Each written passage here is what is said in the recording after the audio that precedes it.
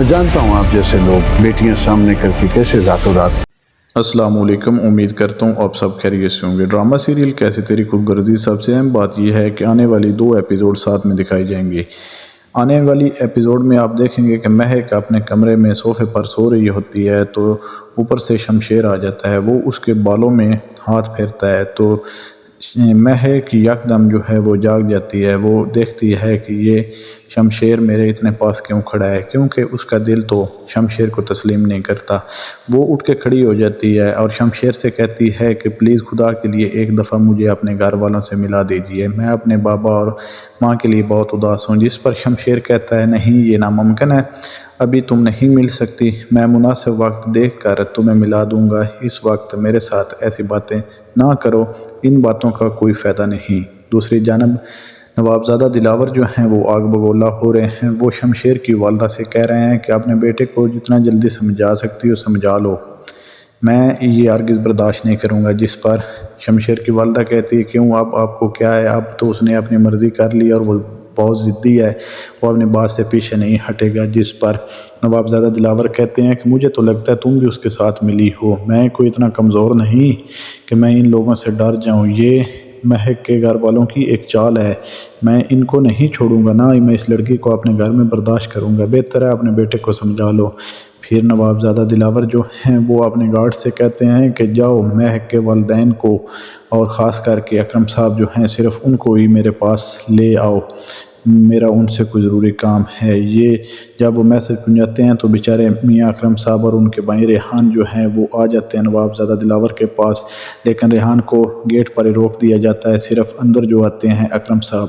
اکرم صاحب جب اندر آتے ہیں تو ان کے سامنے ایک پیسوں کا بھرا بیگ جو ہے وہ سامنے رکھا جاتا ہے اور نوابزادہ دلاور بڑے اپنے شانہ انداز میں کہتے ہیں کہ یہ اٹھا لو، یہ ہے تمہاری بیٹی کی قیمت، تم نے جو دلالی کی تھی اس کی یہ رقم ہم آپ کو دے رہے ہیں، یہ اٹھاؤ اور یہاں سے دفع ہو جاؤ، تمہارا جو مقصد تھا امیر بننے کا وہ پورا ہو گیا، تمہاری جیسے نیچ ذات والے جو لوگ ہیں وہ ایسا ہی کرتے ہیں، یہ پیسے لے لو اور یہاں سے چلے جاؤ۔ نوابزادہ دلاور اسے بہت طنزیہ باتیں کرتے ہیں، اس کی بہت دل ازاری کرتے ہیں اور اس کو دلال کہتے ہیں اور بیٹیوں بیچنے کا بیوپاری اس کو کہتے ہیں۔ یہ ساری باتیں سننے کے بعد وہ بیچارہ ایک دم چپ کیے یہ سن رہا تھا۔ نوابزادہ دلاور اس کو کہتے ہیں اگر تم نے یہ سب نہ اٹھایا اور اپنی بیٹی کو کھلا لینے کا مطالبہ نہ کیا تو میں تمہیں تمہارے خاندان سمیت ختم کروا دوں گا۔ یہ باتیں کہتے ہوئے وہ اپنے شانہ انداز میں وہاں سے چلے جاتے ہیں۔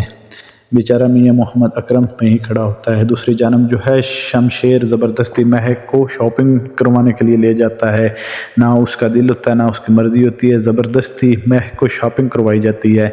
جب مہک شاپنگ کرنے کے بعد شمشیر کے ساتھ واپس گھر کی طرف واپس آتی ہے تو جب وہ گھر پہنچتے ہیں تو وہاں سے گیٹ سے مہک کے والد اکرم اور چچا ریحان جو ہیں وہ نکل رہے ہوتے ہیں۔ جس پر مہک ان کو دیکھتی ہے اور شمشیر سے کہتی ہے خدا کے لیے گاڑی روکو، مجھے اپنے والد سے ملنا ہے، وہ میری طرف دیکھ رہے ہیں۔ کافی ضد کرتی ہے لیکن شمشیر جو ہے وہ ایک نہیں سنتا، وہ کہتا ہے نہیں یہ ہرگز ممکن نہیں، دفع کرو، جانے دو، ہمارا ان سے کیا تعلق ہے۔ وہ اس کو ہاتھ سے پکڑتا ہے اور زبردستی کھینچ کے اندر لے آتا ہے اور کہتا ہے کہ یہاں پر تم رہو گی، آئندہ سے ایسا ہرگز نہ کرنا اور میرے گارڈ کے سامنے بالکل تو نہیں۔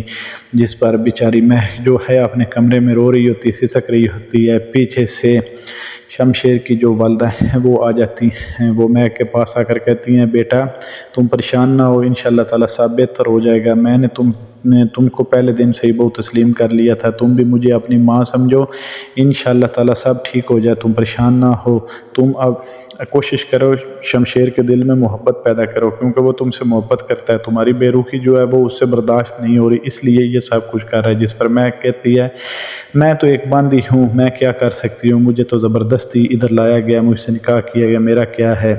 اور دوسری طرف حربہ جو ہے وہ بھی آگ بگولا ہو رہی ہے، وہ گھر سے جانے لگتی ہے، وہ اپنا سامان اٹھائے جب نیچے اترتی ہے تو آگے نوابزادہ دلاور جو ہیں وہ کھڑے ہوتے ہیں، وہ کہتے ہیں تم کدھر جا رہی ہو؟ جس پر وہ بولتی ہے میں اس گھر میں نہیں رہنا چاہتی۔ اور دارا جو ہے وہ بھی فروا کو روکنے کی کوشش کر رہا ہے لیکن فروا کسی کی ایک نہیں سن رہی، دارا کو بھی وہ کہتی ہے بس مجھ سے اب اور صبر نہیں ہو سکتا، میں اس گھر میں نہیں روک سکتی۔ جس پر نوابزادہ دلاور کہتے ہیں کہ تم صبر کرو، تم رک جاؤ، اصل میں مجھے وجہ بتاؤ کہ وجہ کیا ہے، تم کس وجہ سے جا رہی ہو۔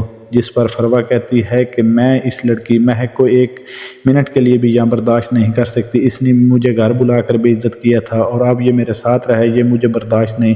پیچھے کھڑا یہ دارا بھی ساری باتیں سن رہا ہوتا ہے چپ کر کے، جس پر نوابزادہ دلاور کہتے ہیں فروا میں تم سے وعدہ کرتا ہوں تم رک جاؤ، تم نہ کہیں بھی جاؤ، میں اس لڑکی کو جلد ٹھکانے لگا دوں گا، یہ لڑکی تمہیں یہاں نظر نہیں آئے گی۔ یہ سننے کے بعد فروا جو ہے وہ واپس اپنے کمرے میں چلی جاتی ہے، اسے تسلی ہو جاتی ہے کہ نواب صاحب ٹھیک کہہ رہے ہیں۔ دوسری جانب مہک کے والد اکرم صاحب جب واپس گھر پہنچتے ہیں تو وہ بے حد پریشان ہوتے ہیں۔ ناہید پوچھتی ہے کہ کیا ہوا ہے، جس پر پہلے تو وہ خاموش رہتے ہیں لیکن پھر کہتے ہیں کہ کیا ہونا تھا، میں نے اپنی بیٹی کو جو بیچا ہے اس کی رقم انہوں نے مجھے دینی چاہیے اور میں نے نہ لی۔ یہ رونا روتے ہوئے بیچارہ بہت پریشان ہوتا ہے۔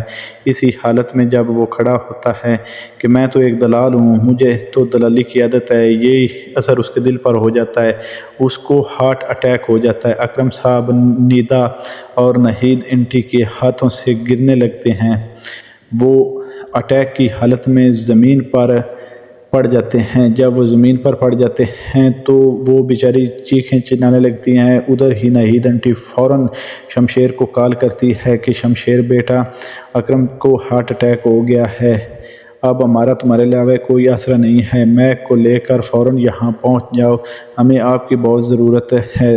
جس پر شمشیر کہتا ہے ہارٹ اٹیک ہوا کون سا ابھی مرا ہے تو ہمارا آپ کے ساتھ کوئی رشتہ نہیں۔ دوسری جانب جو صوفیہ ہے وہ شمشیر کے رستہ دیکھ رہی ہوتی ہے۔ جب شمشیر فون سن کر واپس آ رہا ہوتا ہے تو آگے سے صوفیہ جو ہے وہ اس کا ٹکراؤ سے ہو جاتا ہے اور وہ کہتی ہے بہت بہت زیادہ مبارک ہو، آپ کو آپ کی محبت مل گئی۔ جس پر شمشیر کہتا ہے اگر دل سے کہہ رہی ہو تو میں بے حد آپ کا شکر گزار ہوں اگر تم نے یہ تسلیم کر ہی لیا ہے۔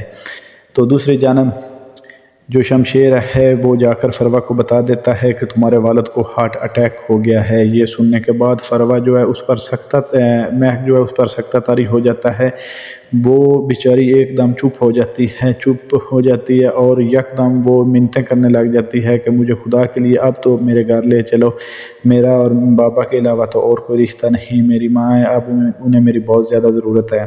بالآخر اس کا دل موم ہو ہی جاتا ہے، وہ گاڑی میں مہک کو اپنے ساتھ بٹھا کر اپنے سسرال کی طرف روانہ ہو جاتا ہے۔ امید ہے آپ کو یہ ویڈیو ضرور پسند آئی ہوگی۔ کمنٹ سیکشن میں اپنی قیمتی رائے کا اظہار لازمی کیجیے۔